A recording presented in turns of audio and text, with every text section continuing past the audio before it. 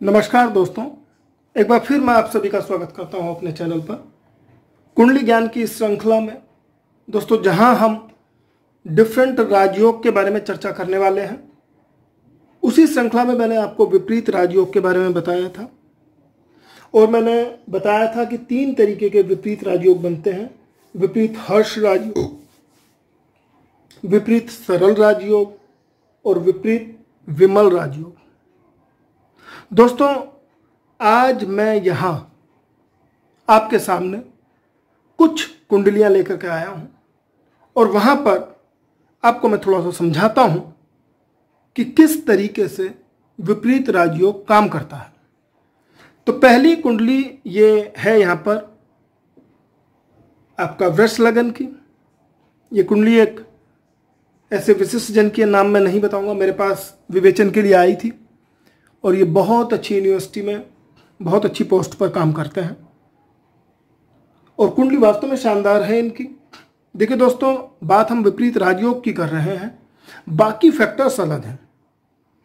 जैसा कि कालिदास जी ने उत्तरकाल मित्र कांड में लिखा हुआ है श्लोक 4 और 8 में कि 6, 8, 12 घर के स्वामी परस्पर या तो 6, 8, 12 में बैठे या एक साथ 6, 8, 12 में बैठ जाए और उनका कोई भी संबंध उन ग्रहों के साथ नहीं होना चाहिए जो 6, 8, 12 में नहीं है। ऐसी अवस्था में जो योग बनेगा उसको विपरीत राजयोग कहेंगे। तो अपने पिछले वीडियो में जो मैंने बातें की उनको आगे बढ़ाते हुए मैं कुछ कुंडलियां आपके सामने लेता हूं। देखिए दोस्तों, यहां पर जो 7वीं ये राशि है इसके स्वामी शुक्र हैं, इस राशि के स्वामी बृहस्पति हैं और इस राशि के स्वामी मंगल हैं। तो आप देखिए मंगल, बृहस्पति और शुक्र में से कौन बैठा है। अब देखिए यहां पर शुक्र बैठे हुए हैं और यहां पर बृहस्पति देव भी बैठे हुए हैं 7 नंबर घर में ही। तो इसका मतलब ये विपरीत राज योग बन गया।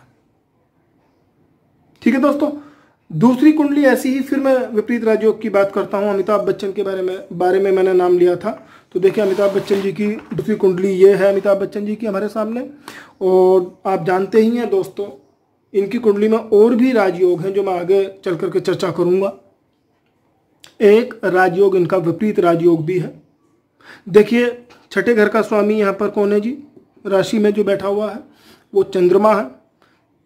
यहाँ 8वें घर में ये 6 राशि लिखी हुई है, बुध देवता है और यहाँ शनि देवता है। 10वीं राशि जो है मकर जिसको आप बोलते हैं। तो देखिए चंद्रमा, बुध और शनि, इनमें से कौन कौन है। बुध यहाँ पर है जी, बुध आप देख ही रहे होंगे। और कमाल की चीज़ है कि बुध वैसे भी उच्च के बैठे हुए हैं। तो ये विपरीत राजयोग की कंडीशन में है। अमिताभ बच्चन जी की कुंडली ये है, आप देख लीजिएगा। एक कुंडली और मैं एक जातक की कुंडली मेरे पास आई थी दिखाने के लिए। ये मिथुन लगन की कुंडली है जी। अब मिथुन लगन की इस कुंडली में आप देखिएगा, यहाँ पर 6ठे घर में कौन है जी, इनके स्वामी वृश्चिक राशि के स्वामी मंगल हैं। यहाँ मकर राशि के स्वामी जो हैं शनिदेव हैं और यहाँ शुक्रदेव हैं वृष राशि के।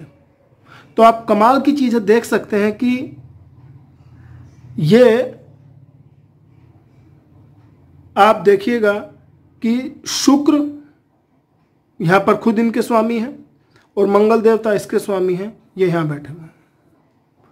और जैसा मैंने आपको बताया भी था, 3 तरीके के राजयोग जो हैं वो इन तीनों ही कुंडलियाँ जो मैंने आपको दिखाई हैं उनमें कवर हो जाते हैं। तो दोस्तों देखिए, ये विपरीत राजयोग का उदाहरण रहा। आगे हम फिर चर्चा करते रहेंगे। दोस्तों, मैं एक चीज़ आपको यहाँ बता दूँ, हमारे जीवन में हमारी कुंडली के अनुसार योग बनते हैं, उनका समय भी आता है, लेकिन वो फलीभूत तभी होंगे अगर हम उस समय पर मेहनत करेंगे।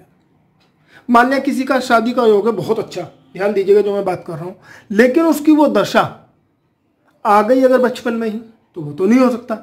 इसका मतलब क्या हुआ, वो टाइम निकल जाएगा। या मान लिया किसी की गवर्नमेंट जॉब बनने के चांसेस हैं, लेकिन वो दशा जो आ रही है वो उसकी 50 साल के बाद आ रही है, तो वहाँ प्रॉब्लम है।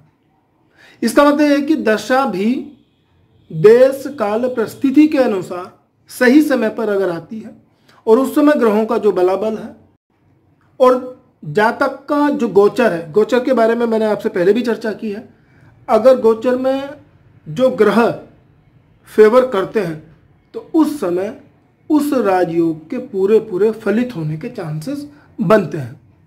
तो पहली रिक्वेस्ट तो दोस्तों मैं निवेदन करूंगा, क्योंकि इस समय बहुत लोग मुझसे जुड़ चुके हैं डायरेक्टली इनडायरेक्टली, जो मेरे वीडियोस देखते हैं या फ़ोन पे मेरे से बात करते हैं या व्हाट्सएप पे बात करते हैं, सभी का आभार।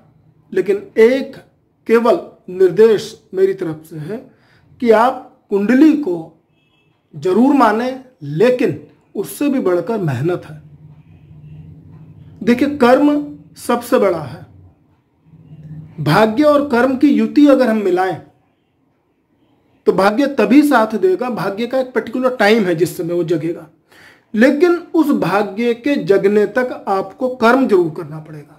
और यही रीजन है, अगर मैंने विपरीत राजयोग की ये बात करी है, एक इंसान विपरीत राजयोग की परिस्थिति में एक यूनिवर्सिटी में बहुत अच्छी पोस्ट पर है, तो दूसरे सुपरस्टार हैं, सदी के महानायक हैं, तो तीसरे ये एक प्रोफेसर हैं। सबका अलग अलग कंट्रीब्यूशन है, जिसने जैसी जिस समय मेहनत की और भी ग्रहों की जो दृष्टियां पड़ी, डिफरेंट तरीके के और जो भी योग बने, उसके अकॉर्डिंगली वो आदमी अपनी मंजिल को पाने में सक्षम रहा, उसने पाई वो मंजिल। लेकिन इतना जरूर है कि हमें मेहनत करते रहना पड़ेगा। दोस्तों, एक ही चीज मैं केवल कह करके अपनी वाणी को विराम दूंगा कि आप जब भी अपनी जो लोग कुंडली विश्लेषण करते हैं या दूसरों की कुंडली विश्लेषण करते हैं, तो पहले तो अच्छे साइकोलॉजिकल रीडर बने। कभी भी किसी को फ्रस्ट्रेट ना करें, डिप्रेशन में ना लाएं। अगर किसी की कुंडली में थोड़ा कुछ गड़बड़ भी है तो उसको प्यार से समझाएं और रास्ते देखें, खोजें। रास्ते जरूर कुंडली में मिलेंगे कि कैसे उसको सुधारा जाए। जरूरत है डीप स्टडी करने की। तो अगर किसी की कुंडली में मेरे लेक्चर सुनने के बाद कोई दोष ऐसा लगता है, क्योंकि अभी बहुत चीजें हैं, अभी बहुत हमें आगे दूर जाना है, many miles we have to go, but till then we have to wait and watch and just we have to put our endurance. तो हमें अपना धैर्य रखना होगा।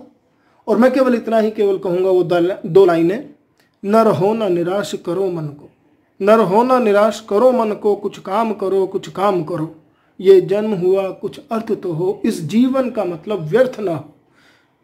न रहो न निराश करो मन को, कुछ काम करो कुछ काम करो। इन्हीं शब्दों के साथ मैं अपनी वाणी को विराम दूंगा।